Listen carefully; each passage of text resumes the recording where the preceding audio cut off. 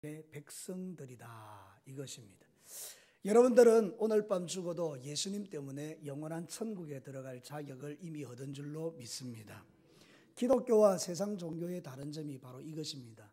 세상 종교는 구원받기 위해서 행위를 합니다. 착한 일을 합니다. 열심히 삽니다. 그러나 그 구원은 그것으로 얻는 것이 아니기 때문에 그들의 모든 시도는 다 실패로 끝납니다. 그리고 결국은 너무나 무능한 자기를 발견하고 죽을 때 자신의 죄인됨을 고백하고 영원한 지옥에 떨어지는 것입니다. 그러나 기독교는 이미 예수님을 통하여 이루어 놓은 구원을 믿는 자이기 때문에 우리는 따로 구원을 받기 위하여 힘쓰고 애쓸 이유가 하나도 없습니다. 예수를 믿기만 하면 다 구원받는 줄로 믿습니다. 그거를 지금까지 쭉 이야기하고 그러면 우리는 그러면 아무렇게나 살아도 되는가? 그게 절대로 아니다라는 것입니다. 구원받은 하나님의 자녀가 살아가는 삶의 방식이 따로 있다라는 것입니다.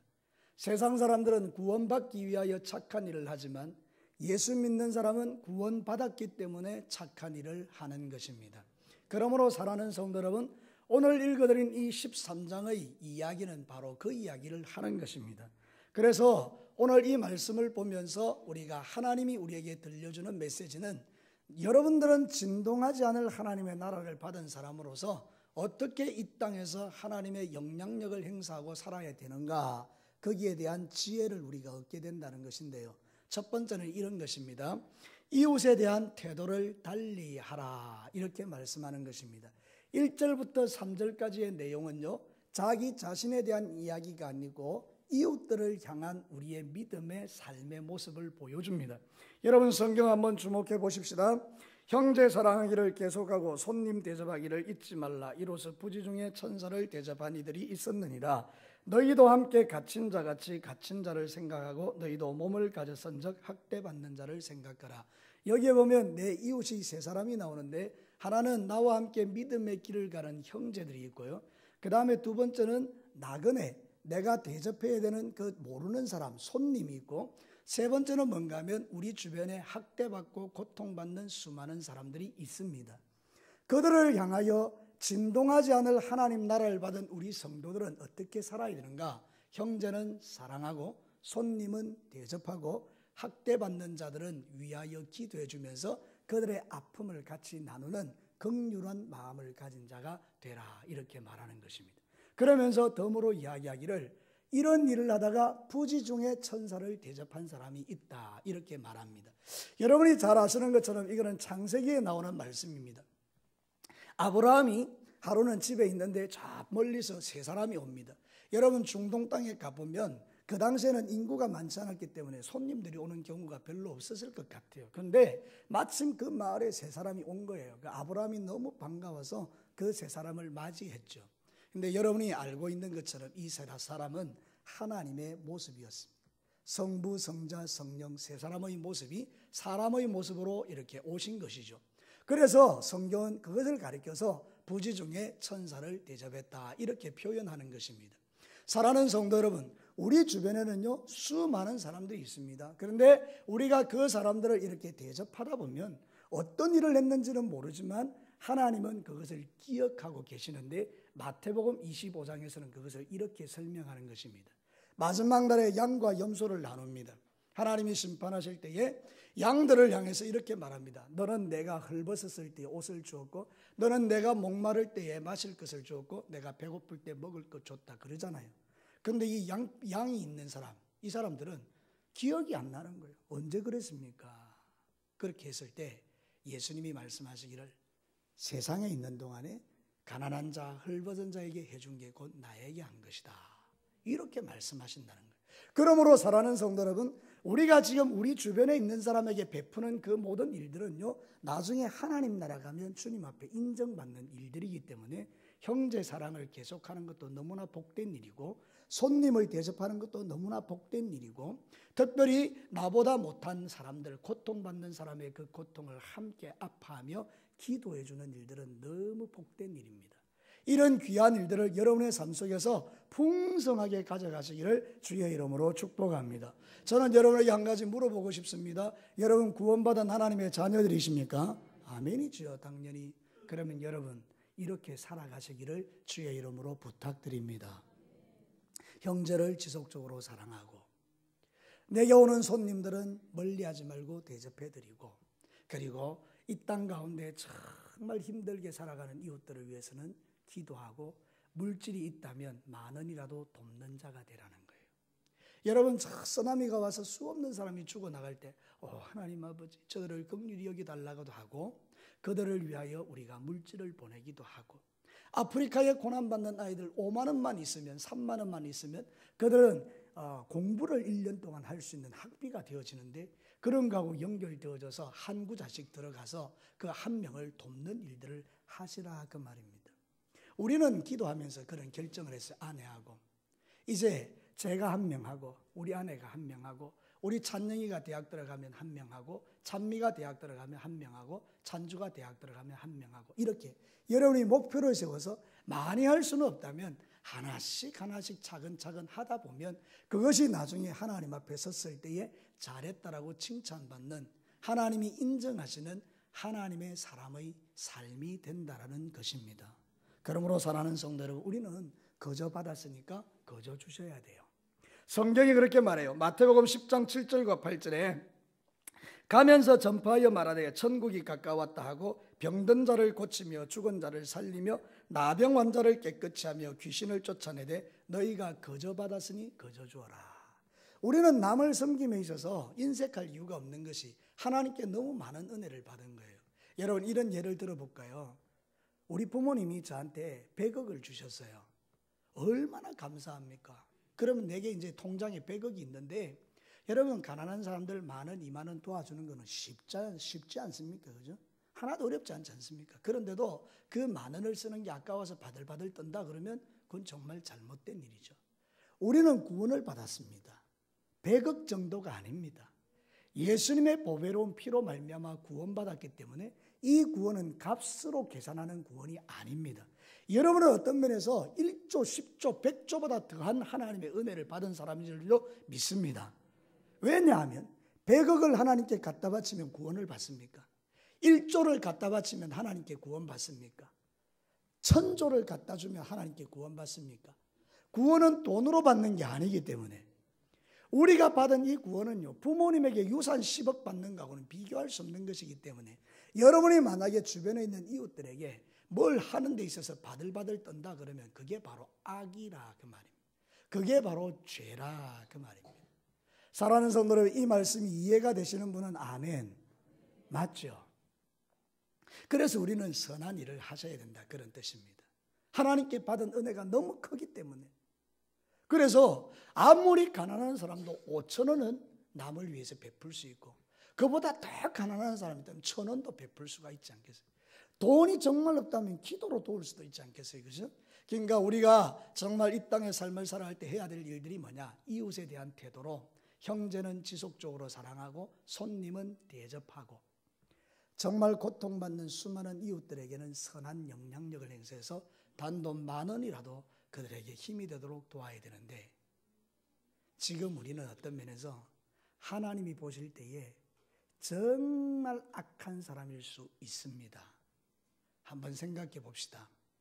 형제들이 서로 사랑하십니까? 정말 우리가 마음을 터놓고 서로 사랑하십니까? 아니면 그 다음에 여러분, 손님들이 올 때에 정성스럽게 여러분들이 그 사람들을 대접하십니까? 인색하지 않고 대접하십니까? 여러분이 잘 아는 손님 말고요, 돈 달라고 찾아오는 사람들, 여러분에게 도움을 요청하는 사람들에 대해서 정말 진실하게 하십니까? 그리고 여러분, 정말 고통받아서 이 겨울에 어렵게 나는 분들을 찾아가고 그들에게 이렇게 물질로 섬기십니까? 하나님은 우리에게 너무나 많은 복을 주셨는데요, 우리가 복을 받으면 받을수록 이상하게 인색해지는 경향이 있다 그러면 그거를 가리켜서 죄다, 이렇게 말하는 거예요. 우리 이런 면에서 보면 자신이 없어요, 실제로. 그런데도 우리는요, 예배 좀 드리면 어려운 줄 알고, 우리는 좀 11조 하면 어려운 줄 알고, 우리는 좀 겉으로 드러나는 행위하면 어려운 줄 아는데, 실제로 가장 기본적인 영역에서 이 부분이 해결되어져야 하나님은 우리를 향해서 네가 구원받은 하나님의 백성이라고 우리에게 말씀해 주신다 그 말입니다. 사랑하는 성도 여러분, 이제 우리가 우리의 삶의 스타일을 좀 바꾸어서 사랑하는 자들끼리 사랑하는 것 그만두시기를 바랍니다. 진짜 성경의 가르침은 사랑할 수 없는 자를 사랑하는 게 그리스도인이다 그렇게 말합니다. 우리끼리 사랑하는 것은요 하나님이 인정하지 않습니다. 성경이 그렇게 말하기 때문입니다. 누가복음 6장 32절과 34절, 너희가 만일 너희를 사랑하는 자만을 사랑하면 칭찬받을 것이 무엇이냐? 죄인들도 사랑하는 자들은 사랑하느니라. 너희가 만일 선대하는 자만을 선대하면 칭찬받을 것이 무엇이냐? 죄인들도 이렇게 하느니라. 우리가요 좋아하는 사람들끼리 좋아하면 그거는 세상 사람도 하는 건데, 우리의 실력은 어디에서 나타나는가 하면 좋아할 수 없는 사람을 좋아하고 선대할 수 없는 사람을 선하게 대하고 원수를 사랑할 수 있는 그것이 진짜 믿음의 실력이고 진짜 진동하지 않는 하나님 나라를 받은 사람들이다 이렇게 말하는 겁니다. 사랑하는 성도 여러분, 믿음은 입으로 하는 것이 아니고 우리의 삶으로 하는 것이라면 오늘부터 이제 이 말씀을 들었으니까, 이전까지는 우리가 이 부분에 연약한 약점이 있었다 할지라도 오늘 성경 본문을 보면 주님께서 제가 조금 전에 읽었던 누가복음의 그 본문에 보면 그렇게 살아가는 자들에 대해서 책망하거나 그들에 대해서 심판을 말하는 것이 아니라 이렇게 하면 이거는 세상 사람들이 하는 거나 다를 바가 없다 이렇게만 말씀하셨기 때문에 어떤 면에서 우리에게 기회를 주시는 하나님의 말씀이 아니시겠습니까? 너희들이 진짜 하나님의 자녀라면 이제는 한번 이렇게 살아볼래 하고 우리에게 주시는 말씀이기 때문에, 사랑하는 성도들, 이제 우리 진교교회 성도님들은 좋아하는 사람들만 좋아하고 끼리끼리 살아가는 이 삶이 아니라 정말 내 마음에 걸림이 되고 가시가 되고 아픔이 되고 또 우리가 어떤 삶을 살아가면서 서로 주고받았던 상처가 있는 그 부분들을 하나님 앞에 기도하시면서 서로에게 향해서 사랑할 수 있는 그런 실력들이 저에게도 여러분들에게도 일어나게 되기를 주님의 이름으로 축복합니다.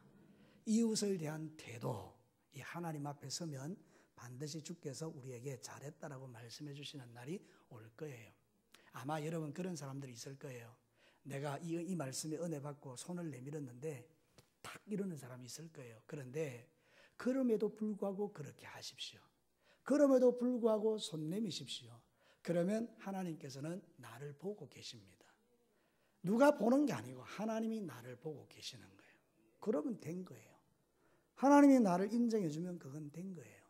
여러분, 사람에게 인정받으려고 하지 마시고 하나님이 인정하시는 이 삶을 여러분이 삶 속에서 누리시게 되기를 주의 이름으로 축복합니다. 두 번째는요, 가정에 대한 태도입니다. 여러분 성경 다시 한번 봅시다. 4절 말씀을 한 목소리로 한번 읽어봅시다. 시작. 모든 사람은 결혼을 귀히 여기고 침소를 더럽히지 않게 하라. 음행하는 자들과 간음하는 자들을 하나님이 심판하시리라. 여러분이 상식적으로 알고 있는 것처럼 이 시대가 초대교회잖아요. 여러분이 고린도 교회의 이야기를 들어보면 어떻게 이런 일이 있을 수 있는가 할 정도로 음행이 넘칩니다. 그죠? 심지어는 자기의 어머니의 하체를 범하지 말라고 말할 정도로, 그런 정도로 이렇게 음행이 심하다고요. 실제로 자기를 낳은 어머니를 범했다는 그런 이야기겠습니까? 아닙니다. 아버지가 1, 2, 3, 4 부인을 많이 뒀다는데 그 부인 중에 젊은 어린 부인이 있고, 그러면 이 아들이 나중에 장성해서 그 어린 부인을 취하는 이런 일들이 세상에서도 있었지만 깜짝 놀라는 것은 고린도 교회 안에 있었다는 것입니다. 그러므로 그 동시대에 기록된 이 하나님의 말씀에 히브리서 기자도 말하기를 너희는 결혼을 귀히 여기고 침소를 더럽히지 말라 이렇게 말하는데요. 여러분 성경에는요 하나님이 가장 싫어하는 죄 중에 하나가 음행입니다. 음행에는 반드시 따라가는 게 있는데 심판입니다. 하나님의 심판이 있다라고 말합니다. 성경 오늘 본문에도 그렇게 말합니다. 음행하는 자들과 간음하는 자들을 하나님이 뭐하라? 심판하시리라. 성경에 그런 게 많습니다. 요한계시록 21장 8절에 그러나 두려워하는 자들과 믿지 아니하는 자들과 흉악한 자들과 살인자들과 음행하는 자들과 점술가들과 우상숭배자들과 거짓말하는 모든 자들은 불과 유황으로 타는 못에 던지리니 이것이 둘째 사망이니라. 여러분 하나님께서 지옥에 쳐넣는 사람 중에 하나가 음행하는 자라는 거예요. 그러니 하나님은 이 음행을 아주 엄중하게 다루시는 걸 아시겠죠. 세상 사람들이 다 음행을 저질러도 교회 다니는 성도는 그런 일 하면 안 되는 거예요. 왜냐하면 이렇게 성경이 경고합니다.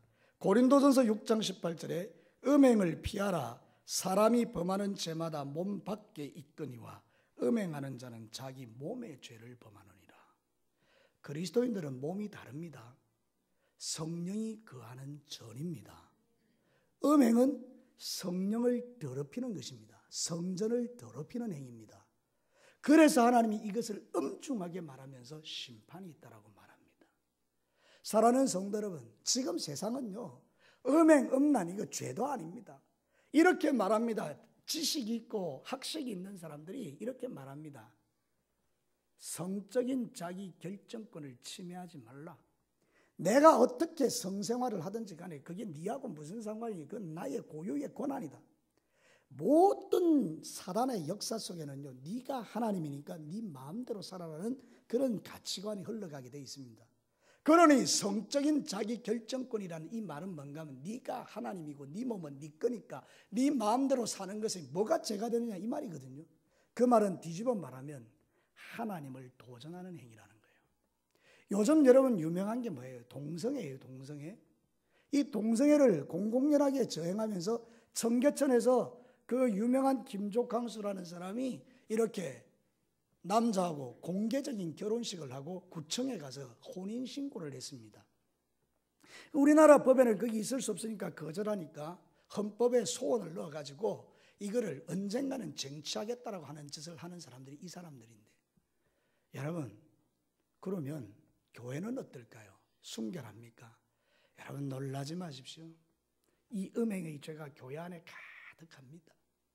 이미 교회 안에 이 성적 순결을 잃어버린 사람들이 한둘이 아닙니다. 여러분 목사님도 장로님도 권사님도 안수집사님도 일반 집사님들은 말할 것도 없고요. 까 뒤집어 딱 보면 이게 죄악이 엄청난 사람들이 한둘이 아니라 그 말입니다. 여러분 이거를 몰랐을 때는 여러분들이 그 죄를 지었다면 그것은 하나님 앞에 철저하게 회개할 일이고, 이제부터 이 말씀이 선포된 이후부터는 여러분의 삶에 이게 끊어지게 되기를 주의 이름으로 축원합니다. 여러분뿐만 아니라 여러분의 자녀 세대에, 여러분의 자식들에게 성적 자기 결정권은 아닙니다. 하나님이 우리에게 주신 거룩한 것을 지켜내는 것이 신앙입니다. 그리스도인들은 그렇게 살면 안 된다라고 말합니다. 침소를 더럽히지 마라. 결혼을 더럽히지 마라. 그런 사람은 하나님의 심판을 받을 것이다. 사랑하는 성도 여러분, 이게 인간 권동진의 목소리라면 여러분 거절하십시오. 성경이 말하고 있다면 아멘 하셔야 됩니다. 그것이 여러분들에게 엄중하게 전하는 하나님의 말씀입니다. 교회는 가정도 교회입니다. 하나님이 세우신 가장 귀한 기관 두 개가 있는데 하나는 가정이고 하나는 교회입니다. 하나님은 이 두 기관을 너무 복스럽게 하셨습니다. 그래서 이 두 개를 건드리는 것은 하나님이 용서하지 않습니다. 그래서 우리는 신앙생활 할 때 이 두 기관에 대해서는 철저하게 거룩한 마음을 가져야 합니다. 주님의 몸된 교회를 사랑하고, 주님의 몸된 교회를 눈물 흘리고, 주님의 몸된 교회를 위하여 기도하고, 주님의 몸된 교회를 위해 충성하는 것은 너무나 마땅한 일입니다. 가정도 천국을 만들기 위해서 남성들이 최선을 다해서 지켜내는 거예요. 우리나라는요, 잘못된 남성 문화가 너무 많아요. 권위적이고 폭력적이고 음행하고 술 취하고 방탕한 것이 사내답다라고 이렇게 말해요. 그것은 성경적 가치가 아닙니다. 남성은 그게 남성이 아닙니다. 진정한 남성은 하나님의 형상을 입은 자로서 아내를 예수님이 교회를 사랑한 같이 사랑하는 게 진짜 남자입니다. 예수님이 교회를 파괴하던가요? 예수님이 교회를 때리던가요? 예수님이 교회를 음란하게 만들던가요?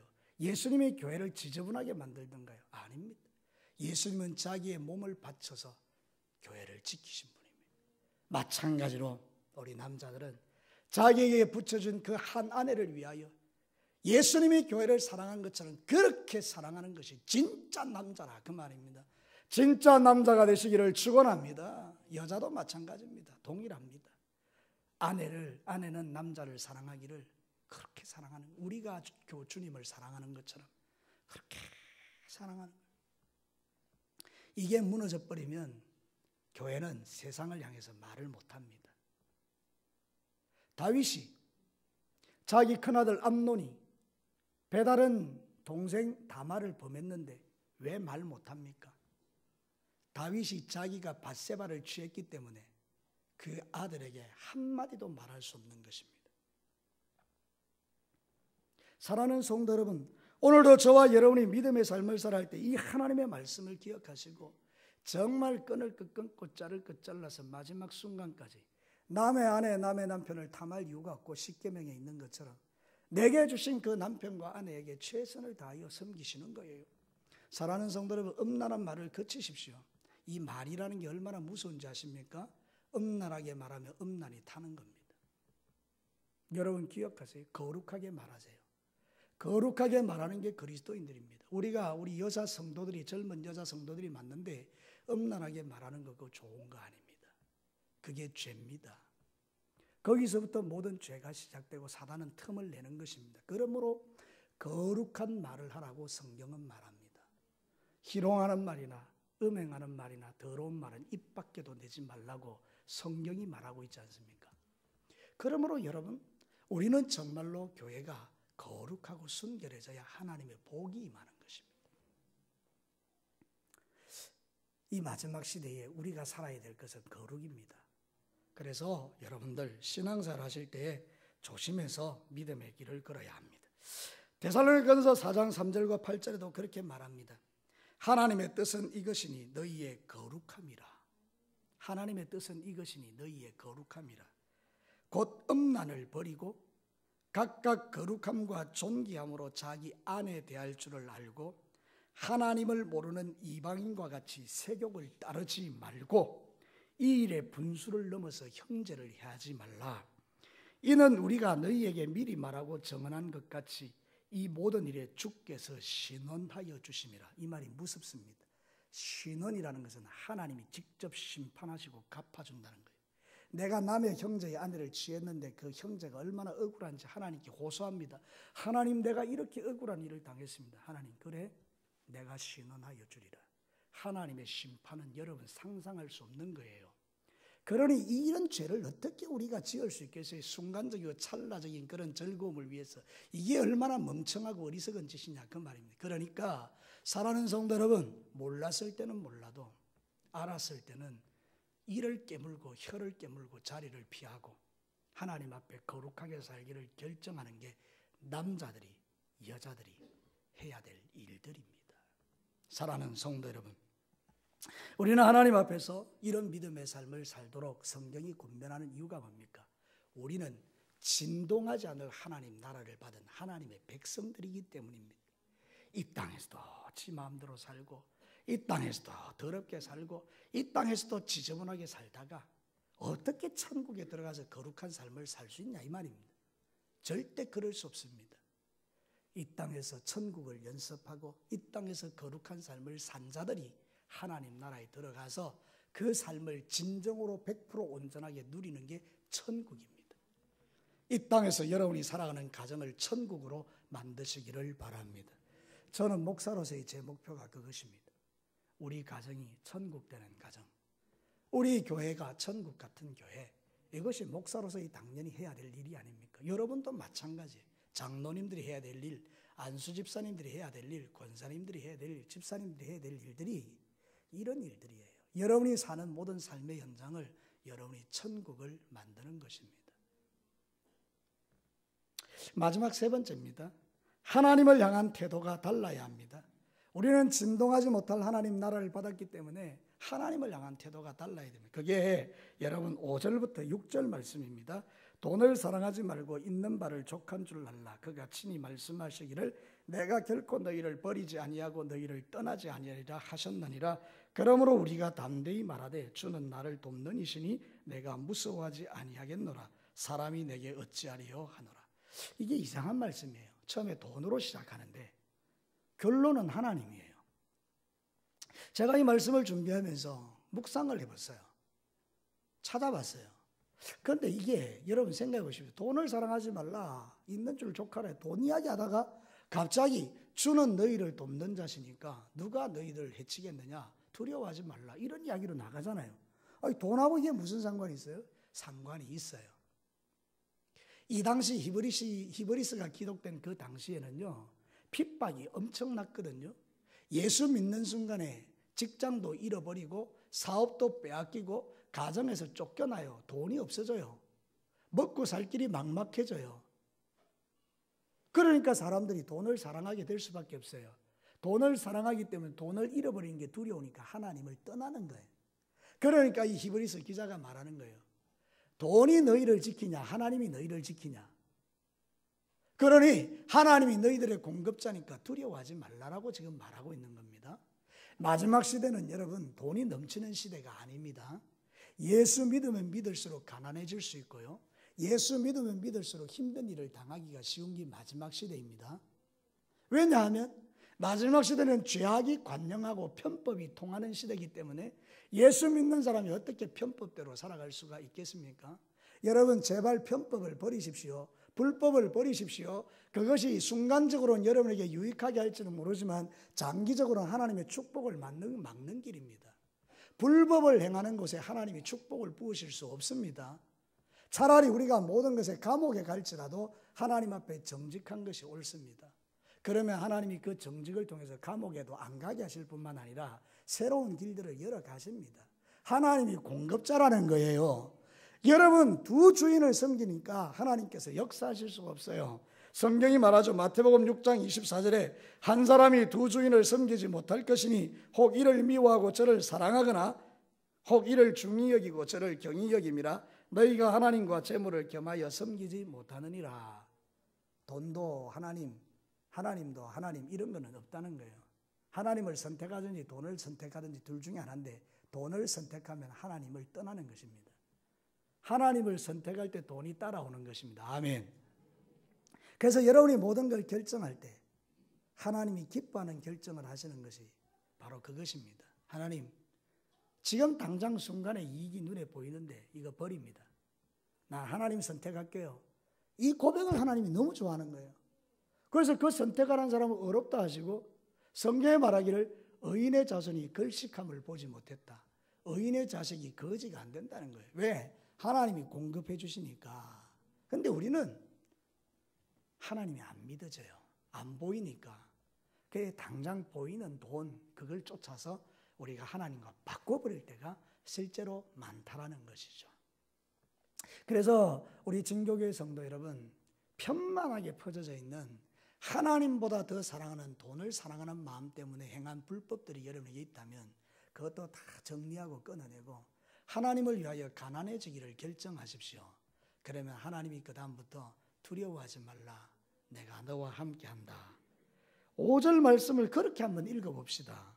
돈을 사랑하지 말고 있는 바를 족한 줄로 알라. 그가 친히 말씀하시기를, 하나님이 친히 말씀하시기를 내가 결코 너희를 버리지 아니하고 너희를 떠나지 아니하리라. 아멘. 하나님이 여러분의 공급자가 되게 하십시오. 그러면 하나님께서 여러분의 의를 보시고 역사하시기 시작합니다. 근데 이게 안 되면요, 여러분이 아무리 힘쓰고 노력하고 해서도 다 빠져나갑니다. 전대에 구멍이 뚫려 있으면 아무리 집어넣어도 다 빠져나가요. 물이 차지가 않습니다. 돈이 차지가 않습니다. 근데 딱 하나님께 결정해버리고 나가기 시작하면 그 당시에는 너무 힘들어도요, 쌓이기 시작합니다. 채워지기 시작합니다. 기적 같은 일들이 일어나기 시작합니다. 저는 요즘 하나님의 기적을 내 삶을 통해서 우리 아내와 함께 보고 있습니다. 아, 이것이구나. 이게 바로 하나님이 마지막 시대에 우리에게 주시는 은혜구나. 이거를 발견하고 있습니다. 제가 기회가 되면 여러분에게 다음에 이 부분에 대해서 한번 말씀을 드릴 것이 있겠는데요. 하나님 살아 계십니다. 우리의 인생 가운데 우리가 결정해야 될 것들이 참 많습니다. 말씀의 결론을 한번 내려봅시다. 여러분의 신앙의 삶 속에서 진짜 진동하지 않는 하나님의 나라를 여러분이 받으셨습니까? 그러면 진동하지 않은 하나님 나라를 받은 자의 삶을 여러분이 진짜 살고 있습니까? 이랬을 때에 우리가 참 고개가 가우뚱거려지지 않습니까? 실제로, 그죠? 우리가 너무 연약하고 부족하다 보니까 말씀도 잘 몰라서 그 정도인가 그런 걸 잘 몰라서 그냥 죄인 줄 모르고 그냥 쉽게 했던 날들이 사실 우리에게 있을 수 있습니다. 그렇죠? 모르는 바가 아닙니다. 하나님도 다 아시기 때문에 지금 저를 통해서 여러분에게 말씀하고 있는 거 아니겠습니까? 그러면 이제부터는 여러분 변명할 게 없습니다. 이게 중요합니다. 지금까지는 변명이 통했을 것입니다. 하나님 몰라서 그랬습니다. 하나님도 아십니다. 그럼 지금부터는 말씀을 들었으니까 이제는 변명이 안 통하게 되어 있습니다. 그래서 여러분의 삶 가운데 이 세 가지를 기억하십시오.